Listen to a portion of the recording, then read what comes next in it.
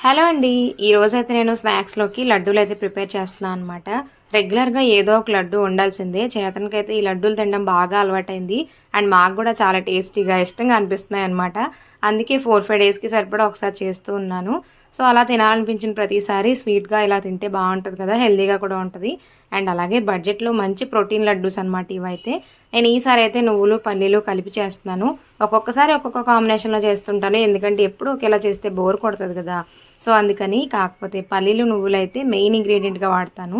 So, ఒక్కొక్కసారి ఒక్కొక్కటి ఎక్కువ క్వాంటిటీలో, ఒకటి తక్కువ క్వాంటిటీలో వేస్తూ, లేదంటే ఇంకొకటి ఏమైనా యాడ్ చేస్తూ, రీప్లేస్ చేస్తూ వస్తా అనమాట. సో దట్ టేస్ట్‌లో కూడా కొంచెం డిఫరెన్స్ ఉంటుంది.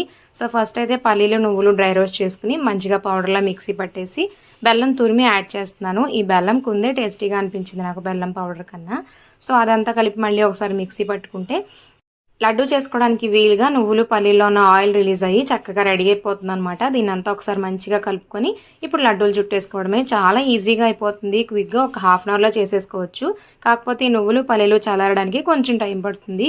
కానీ ఒక్కసారి చేసి పెట్టుకుంటే 4, 5 డేస్ హ్యాపీగా తినొచ్చు. Full vlog link channel name కింద ఇచ్చాను. ఇంట్రెస్ట్ ఉంటే చెక్ చేయండి. వీడియో నచ్చితే లైక్ చేసి మన ఛానల్‌ని సబ్స్క్రైబ్ చేసుకోండి.